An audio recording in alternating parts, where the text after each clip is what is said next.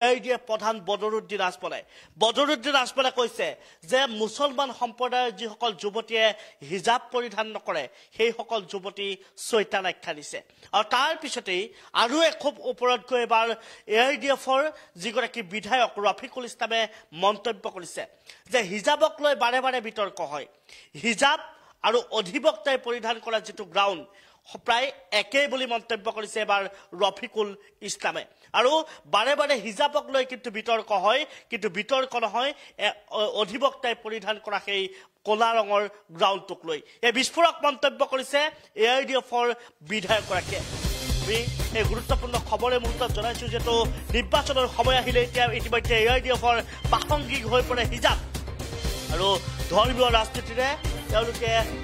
নিৰ্বাচনী বৈতৰণি পাৰ হোৱাৰ চেষ্টা চলাই আৰু অধিবক্তাই পৰিধান কৰা গ্ৰাউণ্ড আৰু হিজাব একেই বদৰুদ্দিন আজমলৰ পিছত এবাৰ বিধায়ক ৰফিকুল ইছলামৰ বিতৰ্কিত মন্তব্য হিজাব নিপিন্ধা মহিলা তথা যুৱতীক চৈতান আখ্যা দিছিল আজমলে আৰু নিৰ্বাচনৰ সময় আহিলে ইতিমধ্যে AIDFৰ প্ৰাসংগিক হৈ পৰে সেই হিজাব প্ৰসংগ এই মুহূৰ্তৰ এই গুৰুত্বপূৰ্ণ খবৰটো আমি আপোনালোকক জনাইছো যেহেতু মঙলবাৰৰ দিনটোত AIDF প্ৰধান বদৰুদ্দিন আজমলে মন্তব্য কৰিছিলে হিজাব নিপিন্ধা মুছলমান সম্প্ৰদায়ৰ যিসকল যুৱতী আছে সেই যুৱতীসকলক চৈতান আখ্যা দিছিলে আৰু সেই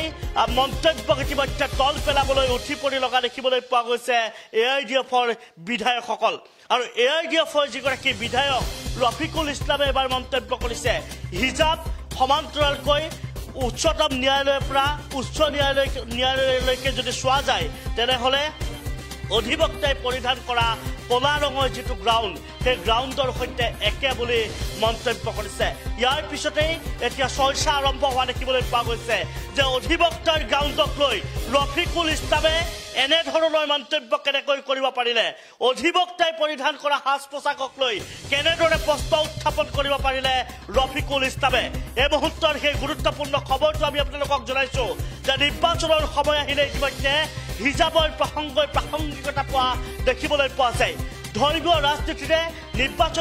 নিৰ্বাচনী বৈতৰণি পাৰ হোৱাৰ চেষ্টা চলাই AIDF দলটোৱে শেহতীয়াকৈ ৰাজ্যৰ ৰাজনীতিত পুনৰ স্থান লাভ কৰিছে এবাৰ হিজাব প্ৰসংগই AIDFৰ প্ৰধান বদৰুদ্দিন আজমলৰ এই বিতৰ্কিত মন্তব্য ইতিমধ্যে তোলপাৰ লগাইছে যিহেতু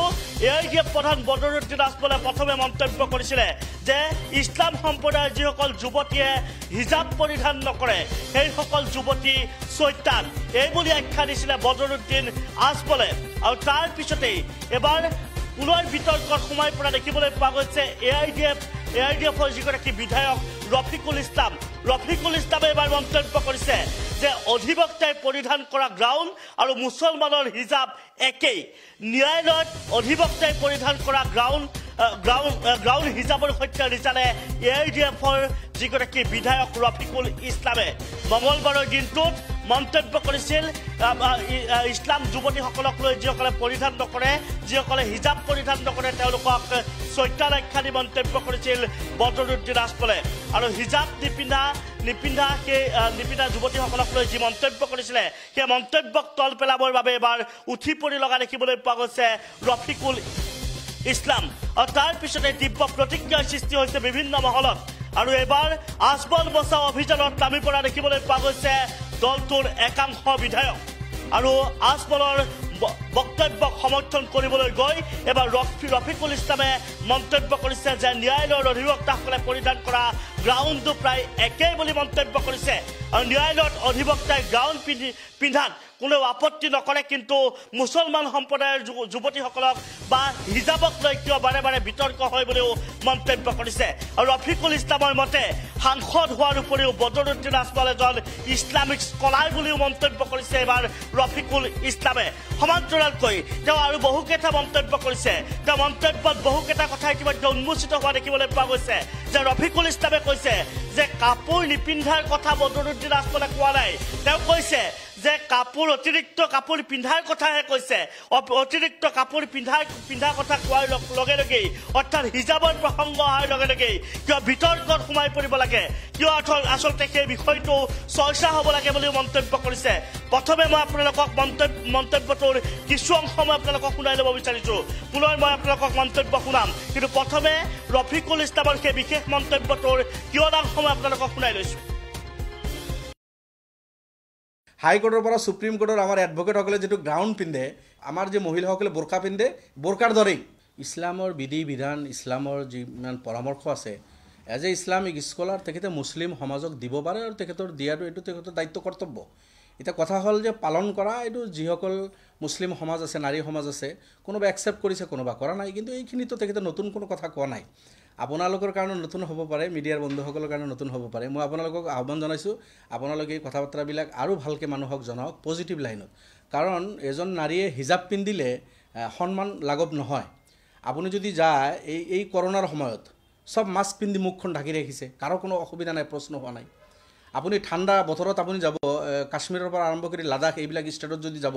ঠাণ্ডাত কোনেও মূৰটো খুলি নুঘুৰে কিয়নো হিন্দু হওক মুছলমান হওক খ্ৰীষ্টান হওক বুদ্ধিষ্ট হওক ঠাণ্ডাৰ কাৰণে মূৰত ৰুমাল হওক কাপোৰ হওক যিকোনো এটা পাইছে ধুনীয়াকৈ মূৰটো বান্ধি লৈছে গৰমৰ কাৰণে তাতো কোনো কাৰো অবজেকশ্যন নাই আপত্তি নাই আপুনি যদি সুপ্ৰিম কোৰ্টত যায় কথাখিনি আপোনালোকে দেখাব গোটেই অসমৰ মানুহক হাইকোৰ্টৰ পৰা সুপ্ৰিম কোৰ্টৰ আমাৰ এডভোকেটসকলে যেটো গ্ৰাউণ্ড পিন্ধে এই গাউনটো গলৰ পৰা ডিঙিৰ পৰা আৰম্ভ কৰি হাত ইমান দীঘল ভৰিলৈকে থাকে একেবাৰে আমাৰ যে মহিলাসকলে বোৰকা পিন্ধে বোৰকাৰ দৰেই কলা তথাপি ৰঙত কলা মই সুপ্ৰিম কোৰ্ট মাজে মাজে যাওঁ মই দেখো যে কলাই কিয় পিন্ধে বেলেগ কালাৰ চেঞ্জ নকৰে তেখেতসকলে তাতো কাৰো কোনো অবজেকশ্যন নাই ৰফিকুল ইছলামৰ ইতিমধ্যে মন্তব্য আপোনালোকক শুনাইছো ৰফিকুল ইছলামে স্পষ্টভাৱে কৈছে যে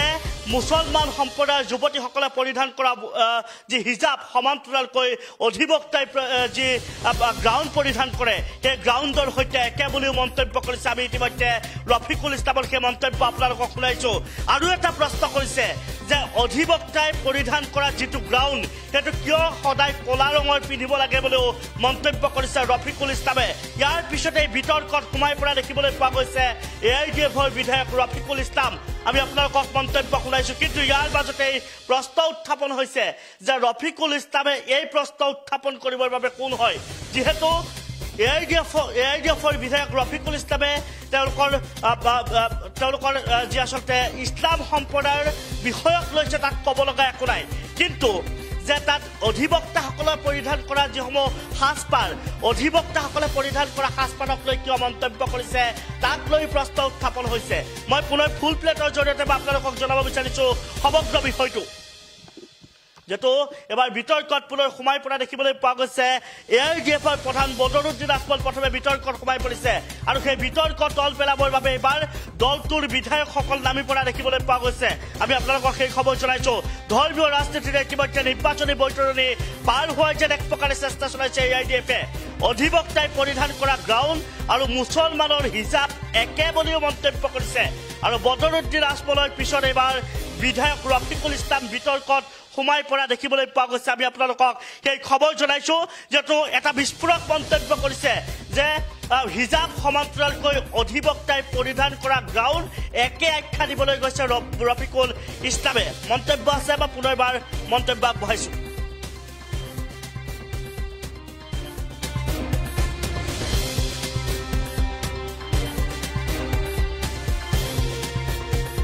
আৰ ইন্ডিয়াৰ গোটেই এডভোকেটসকলে ডিগ্ৰীৰ পৰা ভৰিলৈকে হাতৰ গাঁঠিলৈকে একেবাৰে কভাৰ্ড কলা গাউন পিন্ধে তাত কোনো কাৰো আপত্তি নাই দেখাত বোৰকাৰ নিচিনাই দেখা যায়